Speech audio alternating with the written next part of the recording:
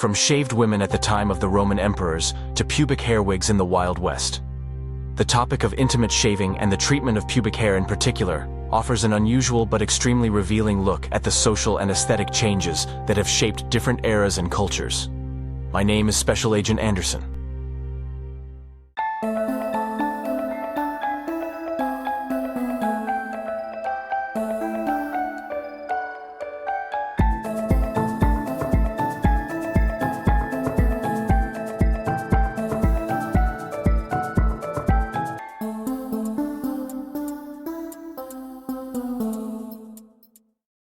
Let's start this journey in the time of the Roman emperors. In Roman antiquity, the smooth, hairless body was a symbol of sophistication and purity. While men often removed their body hair in the bathroom using scrapers, it was common for women to shave or even epilate their private parts. This was not only a matter of aesthetics, but also a sign of culture and civilization. The removal of pubic hair was seen as a sign of social belonging and decency, and women who followed this fashion were considered to be particularly well-groomed and cultivated.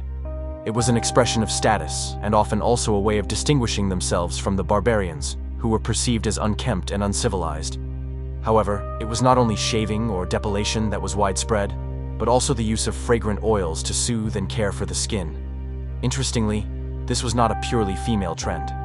Men also removed their body hair, especially gladiators, who not only looked more attractive as a result, but also offered less of a target for injury. If we jump forward a few centuries to the Middle Ages, the picture changes drastically. Intimate shaving largely lost its importance, and pubic hair was even considered a natural sign of human maturity. There are reports that body hair was associated with virtue, and the removal of this hair was even considered morally questionable by some. However, the issue of hygiene remained an important aspect, especially in monasteries, where the physical condition was seen as an expression of inner purity. Even though the practice of shaving continued to exist in secret, it stood in contrast to the dominant ideas of the time. Interestingly, the first reports of the removal of pubic hair for medical reasons, for example to treat illnesses or remove parasites, also appear in this period. Culturally, however, the topic tended to fade into the background. A new change emerged during the Renaissance, when the arts and sciences inspired a new appreciation of the human body. Pubic hair appeared in works of art, often as a symbol of fertility and sexuality, but also as an expression of sensuality and naturalness. In high society, however, it was not uncommon for women to continue shaving, especially in the Italian and French courts. It was reported that body hair was considered unhygienic, and aristocratic ladies often used special pastes and waxes to remove the hair. This was not always painless, and many women relied on powders and perfumed creams to soothe the skin after the procedure. But in general, the depiction of pubic hair in the art and literature of the time was not stigmatized, but often seen as natural and beautiful. Another exciting turning point came with the Victorian era. Here, pubic hair took on a symbolic meaning that was strongly linked to the moral ideas of the time. It was the era of strict morals and the suppression of any public display of sexuality.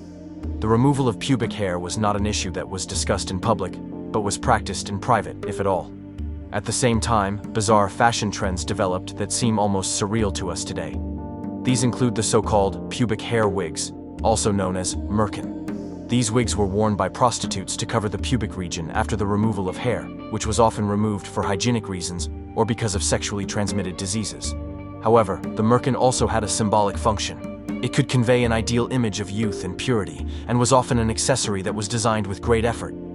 These wigs were sometimes even decorated with jewels or colorful fabrics and testified to a fascinating mixture of pragmatism and fashion consciousness.